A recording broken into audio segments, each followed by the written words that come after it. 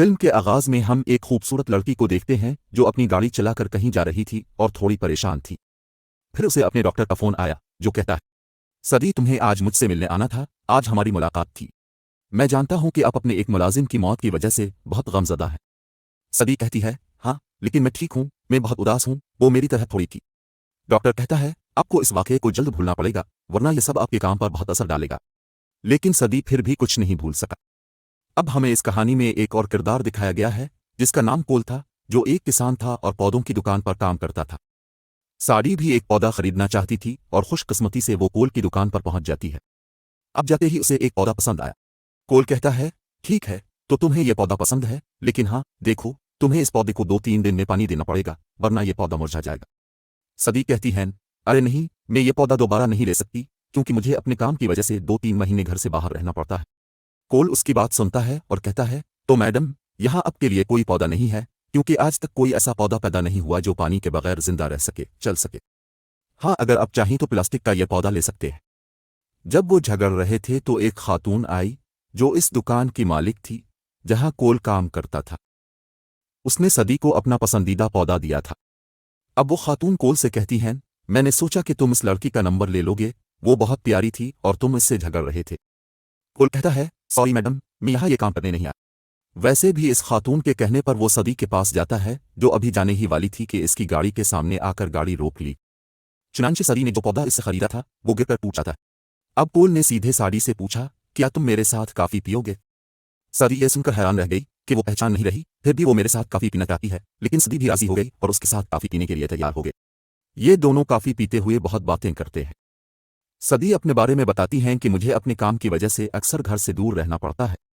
कोल उसे बताता है कि मुझे फसलें उगाने के अलावा तारीख पढ़ने का भी बहुत शौक है। ये दोनों बहुत बातें करते हैं। सदी कहती हैं, मैं कभी किसी चीज से नहीं डरी।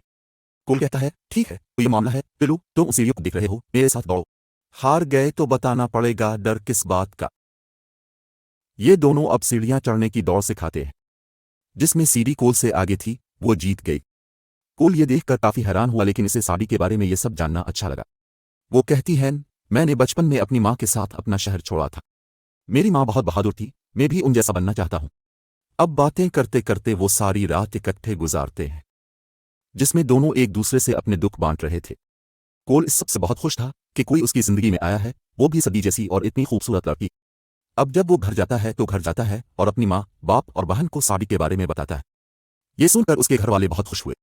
कोल साड़ी के पीछे पागल हो गया था। वो दिन रात इसे मैसेज करता था।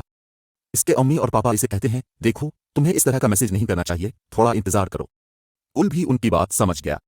वो अब सदी को मैसेज नहीं करता, लेकिन इसे सदी की तरफ से भी कोई पैगाम नहीं मिला। कई दिन गुजर चुके थे। कोल अब बहुत परेशान है। इसे किसी काम में दिलचस्पी नहीं थी। अब उसे याद आया कि इसका इन्हेलर साड़ी के पास रह गया है जो उसे सांस लेने में मदद करता था। दरअसल कोल को सांस लेने में दुश्वारी थी। अब वो अपने इन्हेलर से सीडी को ट्रैक करता है। वो इसका मकाम जानने की कोशिश करता है क्योंकि कोल अपने इन्हेलर में ट्रैक कर रखता था। उसे पता चला कि सदी लंदन में है। जब कोल को यह पता चला तो उसकी माँ कहती है, तुम्हें जाकर उसे सरप्राइज देना चाहिए, वो आपको देखकर बहुत खुश होगी। लेकिन गरीब कोल कभी किसी दूसरे शहर या मुल्क में नहीं गया था। लेकिन इस बार वो अपनी माँ की बात सुनता है और वो लंदन पहुंच गया। अब जब वो एयरपोर्ट पर उतरता है तो कुछ लोग उसे ले जाते हैं। वो उसे ओल्ड टैक्समैन कह रहे थे। वो भी उठा और कोल को अपने साथ ले गया। अब जब कोल को होश आया तो वो कहता है, पहले तुमने हमारे एक आदमी को मारा, फिर तुमने हमारा सामान चरा लिया, और अब पास तो मुझे नहीं मालूम कि आप हमारे पास पीछे क्यों पड़ गए। कोल ने इस आदमी से कहा, नहीं यार, मैं टैक्स वाला नहीं हूं, आपको गलत फहमी हुई है। मैं एक सादा सा किसान हूं जो अपने दोस्त से मिलने लंदन आया था। वो आदमी कहता है, ठीक है तुमने अच्छा काम किया लेकिन अब तुम हमसे बच नहीं सकते। कोल ने इससे कहा, मैं झूठ नहीं बोल रहा, अब मेरा पासपोर्ट भी चेक कर ले। फिर वो आदमी कोल पर एक कीड़े छोड़ने जा रहा था ताकि उसे मजीद अजियत और तकलीफ दे। फिर वहां एक औरत आती है जिसने इस जगह का दरवाजा तोड़ा और आकर इस आदमी को पीछे से मार डालती है। उसने चेहरे पर मास्क पहन रखा था। उसने कोल को भी बचाया था। और जब वो अपना मास्क उतार कर दिखाती है, फिर कोल कहता है, सदी तुम यहाँ क्या कर रही हो? सदी कहता है, ये सब बाद में बताऊंगा। इसके बाद वो अपनी बंदूक से वहां मौजूद सबको मार रही थी और वो कोल को बंदूक भी देती है। वो कहती है, मेरे अलावा सबको मार दो। वो उसे यहाँ अपने काम के बारे में बताती है। वो कहती है, मैं CIA के एजेंट हूँ। उन्होंने हमारी एजेंसी के लिए एक जाल बिछा दिया था जिसमें अब फंस गए। वो समझते हैं कि अब टैक्समैन है। लेकिन वो क्या सोचते हैं, मैं इतनी जल्दी उनके जाल में फंस जाऊंगा, ये मुमकिन नहीं है। कोल ये सब सुनकर परेशान हो गया। वो सोचता है, क्या सदी ने इससे झूठ बोला? यहाँ हमें मालूम हुआ कि टैक्स देने वाला कोई और नहीं सदी है। अब टैक्स वाले का किस्सा क्या था, हमें कहानी में पता चल जाएगा, जिसकी वो तलाश कर रहे थे। लेकिन बहरहाल सदी ने किसी तरह बचाया और कोल ले आया। वो एक पहाड़ से छलांग लगाते हैं और दोनों एक बस में बैठ जाते हैं। जहां सदी इन लोगों पर गोली चला रहा था जो बस चला रहे थे, जो उनके पीछे आ रहे थे, और उनके बास ने कारों को टुकर मार दी। एक कार में जोरदार धमाका हुआ, तमाम कारें तबाह हो गईं। फिर यह गुंडा बस के अंदर आता है जो सदी को मारने वाला था, लेकिन कोल ने सादी की जान बचाई। दोनों इन गुंडों से बचकर आगे बढ़ गए। सदी ने एक जगह बस रोक दी। कोल उसे कहता है कि तुम झूठे हो, तुमने मुझसे झूठ बोला, तुमने मुझे अपने बारे में सब गलत बताया। सदी कहता है, नहीं, मैंने तुम्हें वो सब बता दिया जो मैंने पहले कभी किसी को नहीं बताया था। जिस पर कोल कहता है, ओ ठीक है, तो इसका मतलब है कि मैं दुनिया का सबसे बड़ा अहमक हूं, जो सदी जैसी लड़की पर यकीन करता था। अब मुझे लगता है कि मुझे अब पर यकीन नहीं करना चाहिए था। और वो कहानी जो अपने अपने मुलाजिम के बारे में बताई कि वो मर गई, मेरे ख्याल में यही झूठ है। सदी कहता है, हाँ वो कहानी झूठ है, क्योंकि मैंने अपने मुलाजिम को खुद मारा है।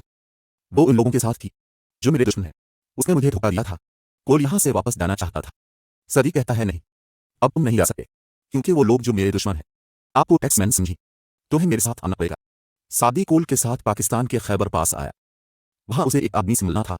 अब वो आदमी सदी से कहता है कि जिन लोगों ने आपको पकड़ा, उन्होंने हैशटैग चला लिया है, जो एक बायोकेमिकल हथियार है और बहुत खतरनाक भी। और अगर गलत आदमी के हाथ में आ जाए, फिर बहुत कुछ तबाह हो जाएगा। और ये काम सिर्फ एक आदमी कर सकता है, जिसका नाम ल्यूक है। अब वो आदमी लीविक की पूरी कहानी सुनाता है। यहां हम लेविक के बारे में सीखते हैं कि वो एक फ्रांसीसी खुफिया एजेंसी के लिए काम करता था, और फिर बाद में वो अपने लिए काम करने लगा, जिसमें असलहा खरीदना, फराड और कत्ल आम था। वो शख्स सदी को ल्यूक के बारे में सब कुछ बताता है। अगर आप उसे पकड़ना चाहते हैं, फिर होशियार रहो, वो बहुत खतरनाक आदमी है। अब जब वो शख्स सदी से बात कर रहा था, फिर सदी कहता है, मुझे आपकी मदद चाहिए, मुझे आपके कुछ आदमी की जरूरत है। फिर वो आदमी पीछे से आता है, सुर्ख कमीज में एक आदमी को मारता है, और कोल सदी को अपने साथ जाने को कहता है। फिर पीछे से दूसरा आदमी आता है, सुर्ख कमीज में एक आदमी को मारता है। अब वो शख्स इन दोनों को अपने साथ ले जाने की कोशिश करता है। फिर दूसरा आदमी आता है और पहले आदमी को मारता है। अब सुर्ख कमीज वाले आदमी ने उन्हें दोबारा पकड़ लिया। ये सब उसकी वजह से हो रहा था, क्योंकि ल्यूक ने कोल के सर पर बहुत बड़ा इनाम रखा था। टैक्समैन CIA की खुफिया एजेंसी के लिए काम करता था, और वो इस बायोकेमिकल हथियार का पासकोड भी जानता था। वैसे भी वो वहां से कैसे भागा? गाड़ी में जाते हुए सीडी ने कोल से कहा, शायद एक बहुत खतरनाक है, इस पासपोर्ट से मैं लाना और उस बारे में बताया था, इस पे इस बात की इन स्मार्ट पासपोर्ट मांगा।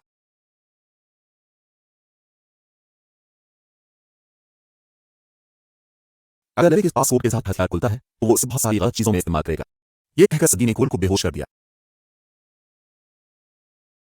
दूसरी तरफ ल्यूक ने कोल के सर पर भारी रकम डाल दी थी। अब सीडी ने एक मंसूबा बनाया, कोल को बांधा और उसे ल्यूक के पास ले आया, और कहता है, ओ तो तुम टैक्स वाले हो, मैं आपकी हालत देखकर समझ सकता हूं। किसी जमाने में मैं CIA में भी काम करता था। जब उनका काम खत्म हो जाता है तो CIA वाले अपने आदमियों को ऐसे ही छोड़ देते हैं। मेरे साथ भी ऐसा ही हुआ। बहरहाल छोड़ो, पासपोर्ट जल्दी बता। सख्ती से और इस तरह सीडी भी कोल के साथ ल्यूक के प्लान में आ गई। लेकिन जल्द ही ल्यूक के मर्दों को पता चला कि कोल और सीडी एक साथ हैं, और उसकी वजह से जहाज में लड़ाई होती है। सीडी ल्यूक के आदमियों से बहुत बहादुरी से लड़ रही थी। फिर लड़ते लड़ते उसे वार कर दिया जाता है। वो जख्मी हो गई। ये देखकर कोल सीडी और बायोकेमिकल बरीफ केस लेकर चलते हुए जहाज से छलांग लगा देता है।